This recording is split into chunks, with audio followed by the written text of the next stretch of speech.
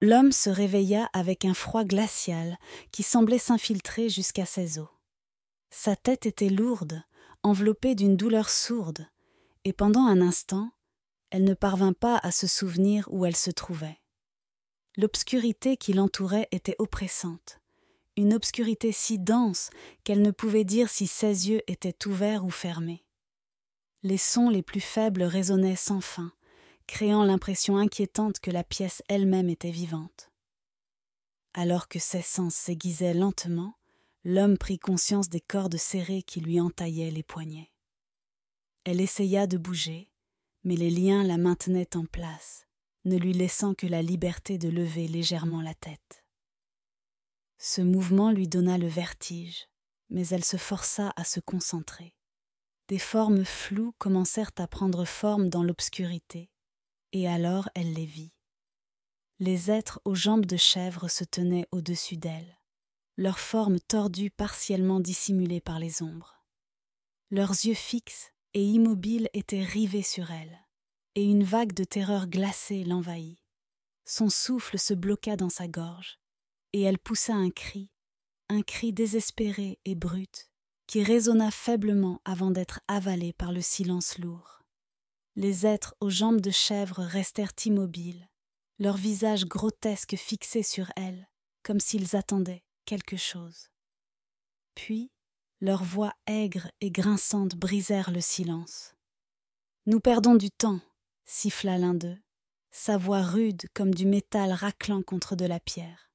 « La fille doit être offerte à l'arbre. »« Plus nous la laissons en vie, pire ce sera », ajouta un autre, son ton empreint d'urgence. « Non !» interrompit une troisième voix, calme mais autoritaire. « Pas sans Mama, elle seule connaît le rituel. Nous ne pouvons agir sans elle. » L'estomac de l'homme se contracta en entendant cette dernière voix. C'était une voix qu'elle reconnaissait. Sœur Agatha. La réalisation la frappa comme un coup physique et une panique monta en elle. Elle se débattit contre les cordes, sa peau brûlant là où les liens s'enfonçaient dans sa chair. L'odeur de la décomposition emplit ses narines, âcre et nauséabonde, la faisant vomir. Elle lutta de toutes ses forces, mais les cordes restaient solidement en place. Les êtres aux jambes de chèvre reportèrent leur attention sur elle. Leurs têtes se tournèrent vers elle en unisson, leurs mouvements étranges et mécaniques. Leurs yeux brillants luisaient d'une faim sinistre, et des sourires cruels s'étirèrent sur leurs visages. L'homme se figea, incapable de détourner le regard alors qu'il commençait à rire, un rire bas et guttural qui lui donna des frissons dans tout le corps. Sans prévenir, ils tendirent vers elle des mains glacées et noueuses. L'homme recula d'un mouvement instinctif et poussa un autre cri, mais le son mourut presque immédiatement, englouti par le silence oppressant. Les créatures la soulevèrent sans effort, ces luttes étant inutiles face à leur force surnaturelle. Ils la transportèrent dans un long couloir rétréci, leurs mouvements étrangement synchronisés. Les murs semblaient se refermer, et des ombres dansaient sur les pierres fissurées, se tordant en formes qui semblaient se moquer de son impuissance. L'air devenait de plus en plus glacial, l'odeur de la pourriture s'intensifiait à chaque pas. Le cœur de l'homme battait à tout rompre, sa panique grandissant à chaque instant. Enfin, ils atteignirent une porte au bout du couloir. Sans cérémonie, les êtres aux jambes de chèvre la poussèrent et la jetèrent à l'intérieur. Elle heurta violemment le sol, la surface glaciale secouant tout son corps et lui coupant le souffle. Les cordes s'enfoncèrent plus profondément dans sa peau alors qu'elle tentait de bouger, mais la douleur ne faisait que renforcer son sentiment d'impuissance. Les êtres aux jambes de chèvre partirent sans un mot, claquant la porte derrière eux. L'homme resta allongé dans l'obscurité étouffante, son corps tremblant et son esprit en ébullition. Elle était totalement seule, et le silence pesait sur elle comme un poids physique. Elle ne pouvait se défaire de la certitude horrifiante que ceux qui allaient suivre seraient bien pires. Allongé sur le sol glacé, l'homme tremblait de peur et d'épuisement. Les cordes autour de ses poignets et de ses chevilles lui entaillaient la peau, la laissant se sentir impuissante et piégée. Le silence oppressant de la pièce n'était rompu que par le bruit de sa propre respiration haletante et saccadée. Elle tenta de se calmer, mais l'obscurité environnante semblait se refermer sur elle, la pressant de tous côtés. Le temps passait lentement, chaque seconde s'étirant en une éternité. L'esprit de l'homme était envahi par des questions et des peurs, mais aucune réponse ne venait. Juste au moment où elle commençait à sentir le désespoir l'envahir, un faible grincement la fit sursauter. La lourde porte s'ouvrit lentement et une ombre glissa dans la pièce. L'homme se figea, son souffle suspendu dans sa gorge. Elle tendit les yeux pour voir qui, ou quoi, était entré. La silhouette se déplaçait avec hésitation, ses mouvements lents et délibérés. Alors qu'elle s'approchait, un visage apparut, faiblement éclairé par une lumière diffuse. C'était Suru. Suru s'agenouilla à côté de Lum, ses mains tremblantes. Son expression oscillait entre la peur et la culpabilité, et sa voix n'était qu'un murmure à peine audible lorsqu'elle demanda « Ça va ?» L'homme ne répondit pas immédiatement. Sa gorge semblait nouée, et ses larmes brouillaient sa vision. La présence de Suru apportait une lueur d'espoir, mais l'homme ne pouvait ignorer qu'elle faisait partie d'eux. Pouvait-elle lui faire confiance ? Après un long moment de silence, l'homme finit par secouer la tête. « Non !» murmura-t-elle d'une voix rauque. Suru jeta un coup d'œil nerveux vers la porte avant de se pencher davantage. « Je peux desserrer les cordes ?» murmura-t-elle, sa voix tremblante. « Pas complètement. Il le remarquerait. Mais je peux les rendre moins serrés. » L'homme hocha rapidement la tête, désespéré d'obtenir un soulagement, même minime. Les mains de Suru se déplacèrent envers les nœuds, tâtonnant avec les cordes qui liaient les poignets de l'homme. Ses doigts tremblaient, mais elle parvint à desserrer les liens juste assez pour atténuer la pression. Le sang recommença à circuler dans les mains de l'homme. La sensation était douloureuse mais bienvenue. Elle poussa un soupir tremblant, son cœur battant avec une lueur d'espoir. Puis, l'homme remarqua la porte. Suru l'avait laissée légèrement entr'ouverte en entrant. Ses yeux s'écarquillèrent alors qu'une idée prenait forme. Avant que Suru ne puisse l'en empêcher, l'homme se redressa sur ses pieds et s'élança. Ignorant les protestations murmurées de Suru, elle sortit en courant dans le couloir, ses pieds nus frappant les pierres froides et humides. L'air à l'extérieur était étouffant, chargé d'une étrange énergie surnaturelle. Des ombres se mouvaient le long des murs, se tordant et changeant de forme comme si elles étaient vivantes. Des murmures faibles la suivaient, devenant de plus en plus forts et pressants à chaque pas qu'elle faisait. L'homme n'osa pas regarder en arrière. Elle courait aussi vite qu'elle le pouvait, sa respiration courte et haletante. Tout en courant, elle lutta contre les cordes restantes, parvenant à les desserrer davantage, jusqu'à ce qu'elles tombent complètement. Les couloirs tournaient et s'enchevêtraient, la désorientant à chaque pas. Chaque chemin se ressemblait, et la peur de l'homme grandissait à mesure qu'elle réalisait qu'elle n'avait aucune idée d'où elle allait. Elle tourna un autre coin et s'arrêta net. Devant elle, le couloir étroit débouchait sur un espace plus grand. L'homme hésita, ses instincts lui criant de faire demi-tour, mais quelque chose la poussa à avancer. Elle entra dans une vaste pièce faiblement éclairée par une lueur maladive. Des symboles étaient gravés dans les murs, leurs formes tordues émettant une lumière faible, comme si elles étaient vivantes. L'air était épais et empestait la décomposition. « Qu'est-ce que c'est que cet endroit ?» murmura l'homme pour elle-même. Sa voix résonna faiblement, le son étant presque immédiatement absorbé par le silence oppressant. La pièce changea soudainement, et le cœur de l'homme s'emballa, alors qu'elle réalisait que les murs n'étaient plus aussi proches d'elle.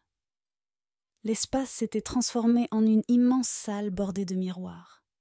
Elle aperçut son reflet dans le verre, mais quelque chose n'allait pas. Son visage était déformé, tordu en une image grotesque qui lui donna la nausée. Elle détourna les yeux, mais les miroirs semblaient attirer son regard à nouveau, se moquant d'elle avec leurs reflets déformés. Au centre de la salle se trouvait un arbre. Ses branches noueuses s'étiraient vers le haut comme des mains squelettiques griffant le plafond. L'écorce était marquée de cicatrices et suintait un liquide épais et sombre qui tombait au sol en gouttes lentes et délibérées. Le sol en dessous était collant de pourriture, et l'air était saturé d'une odeur nauséabonde. Le souffle de l'homme se bloqua alors qu'elle fixait l'arbre grotesque. Sous ses branches noueuses, il y avait 2 chaises, l'une ayant la forme d'un homme et l'autre celle d'une femme.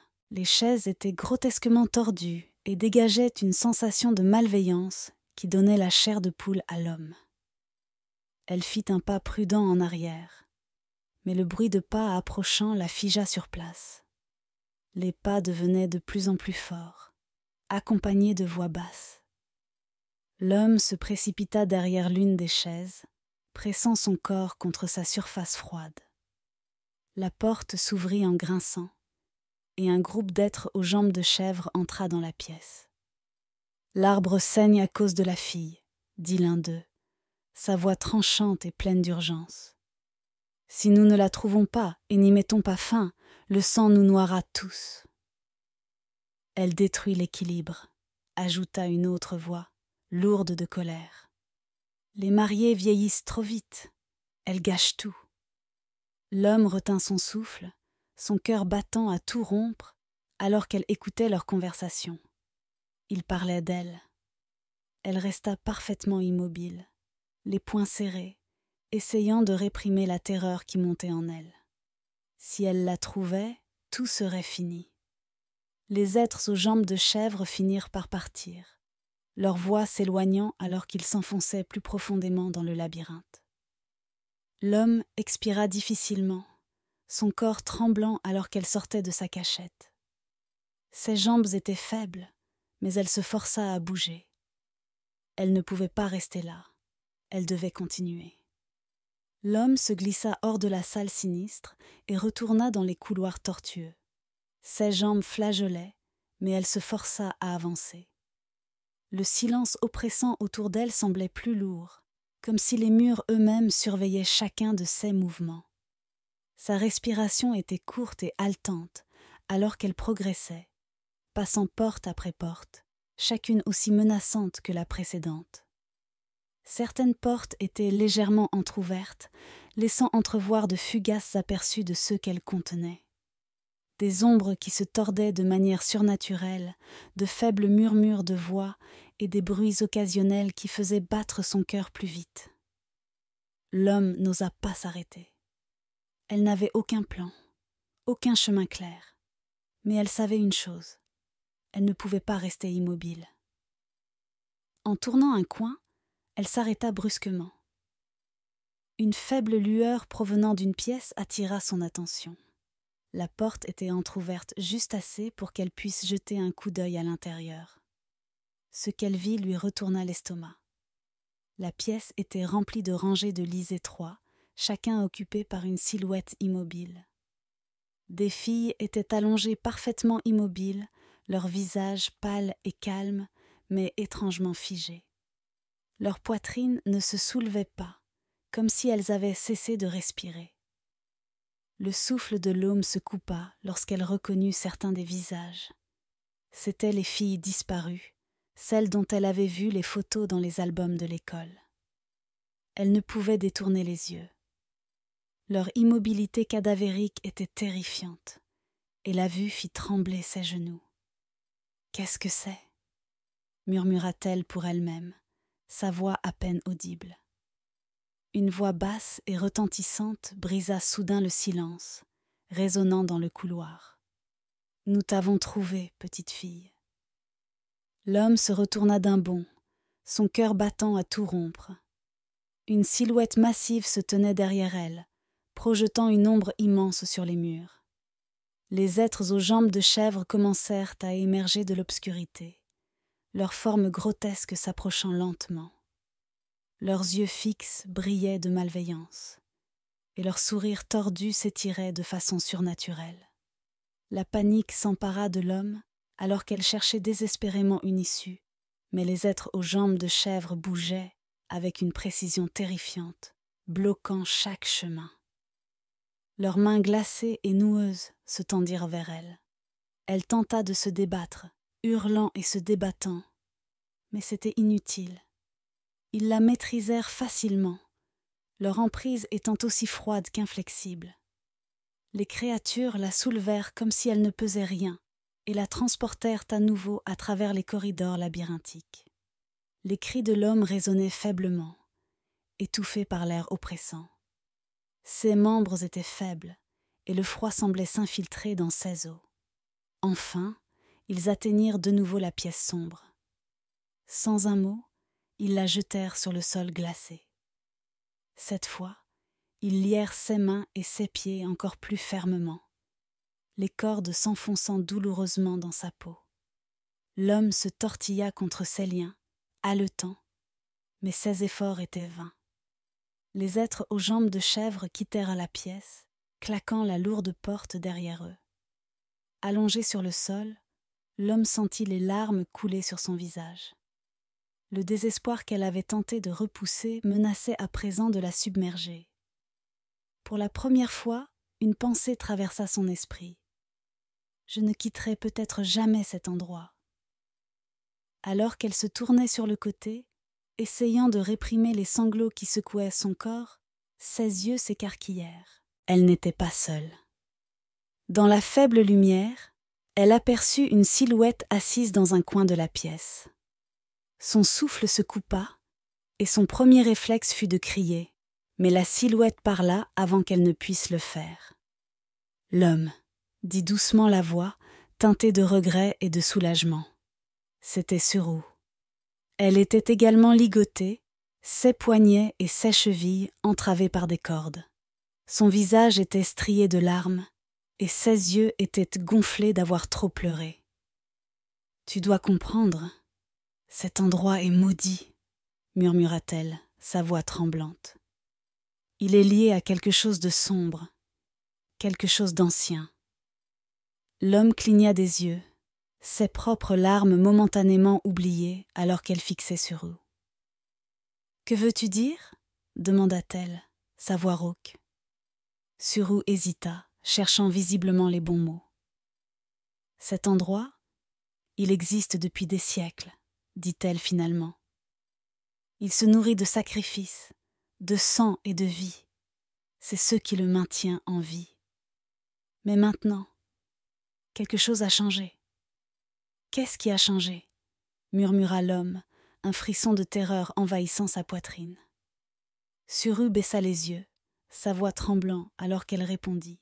« Toi, lorsque tu es entré dans l'arbre sans y être invité, quelque chose s'est brisé. Tu as perturbé l'équilibre. C'est pour ça que l'arbre s'est mis à saigner.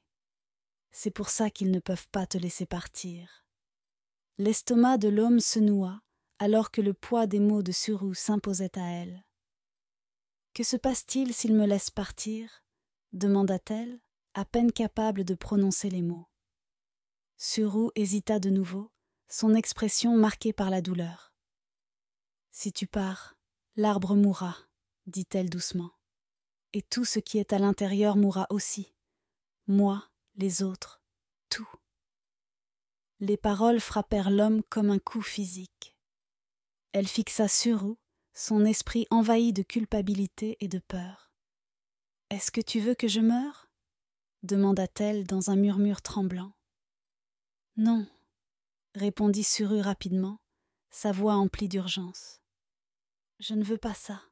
Je ne veux pas que tu meures. »« Alors, il faut trouver un moyen de sortir, » dit l'homme, le désespoir perçant dans sa voix. « Si l'arbre meurt et que nous sommes à l'extérieur, nous serons en sécurité, non ? Nous pourrons nous échapper. » Suru secoua la tête, son expression empreinte de souffrance. « Ce n'est pas si simple, » répondit-elle. « Personne n'a jamais échappé à cet endroit. Il n'y a pas de sortie. »« Il doit y en avoir une, » insista l'homme, sa voix ferme malgré la peur qui la rongeait. « Là où il y a une entrée, il y a une sortie. Nous devons juste la trouver. » Suru la regarda, le doute brillant dans ses yeux. Mais la détermination de l'homme sembla raviver une étincelle en elle. Après un long moment d'hésitation, Suru hocha lentement la tête. « Peut-être, » murmura-t-elle, bien que sa voix soit presque sans espoir. « Nous pouvons le faire ensemble, » insista l'homme. « Détache-moi, et je te détacherai. Nous trouverons une solution. » Suru hésita, mais finit par acquiescer. Ses doigts tremblants s'attaquèrent aux liens de l'homme, et une fois que l'homme fut libre, elle fit de même pour Suru. Elles se levèrent ensemble, leurs mouvements lents et prudents, tendant l'oreille pour détecter le moindre son de pas approchant. « Et s'il nous attrape ?» chuchota Suru, sa voix à peine audible. « Alors nous courons plus vite, » répondit l'homme, sa voix ferme malgré la peur qui la tenaillait. Elle attrapa la main de Suru. « Allons-y. » Elles se glissèrent hors de la pièce et dans les corridors sombres, avançant avec précaution. Le silence oppressant semblait peser sur elle à chaque pas, mais elle continuait d'avancer. Elle n'avait pas d'autre choix. À l'extérieur de l'arbre, le père Thomas se tenait immobile, son cœur battant à tout rompre. Les lettres de l'homme étaient encore fraîches dans son esprit, des mots empreints d'une peur qu'il avait trop vite écartée. Il était arrivé à l'école plus tôt dans la journée, pour être accueilli par des rumeurs d'élèves disparus et des murmures inquiétants. Ses tentatives de trouver sœur Agatha et sœur Grace avaient été vaines. Elles étaient introuvables. Maintenant, il se tenait au bord de la forêt dense derrière l'école, fixant ses profondeurs sombres et emmêlées. L'air était lourd et immobile, portant une étrange odeur métallique qui lui serrait la poitrine. Il hésita un instant, son esprit envahi de doutes. « Suis-je en train d'imaginer tout cela ?» se demanda-t-il. Mais les mots de l'homme dans sa dernière lettre résonnaient dans ses pensées. « Il y a un arbre dans la forêt derrière l'école. Je pense qu'il a quelque chose à voir avec les filles disparues. S'il vous plaît, venez vite. » Rassemblant son courage, le père Thomas pénétra dans la forêt. La canopée au-dessus de lui bloquait la majeure partie de la lumière du soleil, plongeant les bois dans une pénombre inquiétante. Chaque pas semblait plus lourd que le précédent, l'épaisse végétation ralentissant sa progression. L'odeur devenait plus forte à mesure qu'il avançait, se mêlant à l'odeur terreuse de la mousse et des feuilles en décomposition. Ses yeux scrutaient les arbres avec attention, cherchant le moindre indice inhabituel. À sa grande frustration, tout semblait normal. Juste des arbres parmi d'autres arbres. Pourtant, il continua, une inquiétude croissante lui pesant sur la poitrine à chaque instant. Il ne savait pas exactement ce qu'il cherchait, mais quelque chose au fond de lui disait qu'il se rapprochait. Après ce qui sembla une éternité, le père Thomas s'arrêta. Dans une clairière devant lui, il le vit, l'arbre que l'homme avait décrit. Il se tenait à l'écart des autres, son écorce rugueuse et sombre, ses branches noueuses, s'étirant vers le ciel comme des griffes. À première vue, il ressemblait à n'importe quel autre arbre, mais quelque chose en lui fit se nouer l'estomac du père Thomas. Il s'approcha prudemment, chaque pas calculé. L'air autour de l'arbre semblait différent, plus lourd. Il posa la main sur l'écorce, sentant sa surface rugueuse et froide. Rien ne se produisit. Pas de pulsation d'énergie, pas de signe sinistre. Juste un arbre. Il fronça les sourcils, reculant pour l'examiner de plus près. Pourquoi l'homme aurait-elle écrit au sujet de cet arbre ? Se demanda-t-il. Cela n'avait aucun sens. Il semblait parfaitement ordinaire, juste une autre partie de la forêt. Et pourtant, quelque chose en lui ne semblait pas à sa place. Il ne pouvait se débarrasser de l'impression qu'il y avait plus qu'il ne pouvait voir. Le père Thomas poussa un soupir, sa frustration grandissante. Il avait espéré trouver des réponses, mais à la place, il se retrouvait avec encore plus de questions. Il se retourna pour partir, mais ses pas semblaient plus lourds qu'avant, comme si la forêt elle-même ne voulait pas qu'il parte. Il jeta un dernier regard à l'arbre, sa silhouette sombre se découpant contre la lumière déclinante. « Où es-tu, l'homme » murmura-t-il pour lui-même. L'inquiétude dans sa poitrine refusait de s'apaiser, s'accrochant à lui comme une ombre qui ne voulait pas le lâcher. Son esprit était une tempête de questions sans réponse, et alors qu'il faisait son chemin à travers la forêt, il ne pouvait se défaire de l'impression que quelque chose de terrible était en train de se dérouler, quelque chose bien au-delà de sa compréhension.